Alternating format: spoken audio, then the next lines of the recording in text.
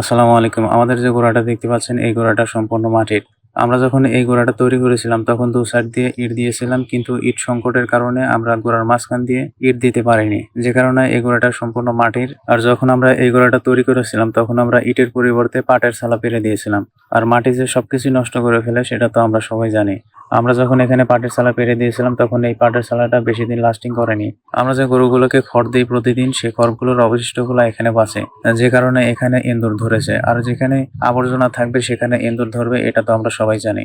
আমি যখন সকালবেলা এখানে আসি তখন এসে দেখি এন্দুর মাটি তুলতেছে। এরপর আমার হাতে যে লাঠিটা দেখতে পাচ্ছেন এই লাঠি দিয়ে কিছুক্ষণ খাওয়ালাম। যদিও এই লাঠি দিয়ে খাওয়ায় কোনো লাভ নাই সেটা আমি জানি, তবুও বোকার মতো বসে বসে কিছুক্ষণ খাওয়ালাম। এরপর দেখে আব্বু আসলো। আব্বু এসে বললো যে তাহলে মোটরটা চালু করে দে। এরপর আমি গিয়ে মোটরটা চালু করে দিলাম। এরপর যে খামারগুলো ছিল সেই খামারগুলোর মধ্যে পানি দেওয়া হলো। অনেকক্ষণ ভরা পানি দেওয়া হলো কিন্তু কোনো এন্দুর বের হলো না।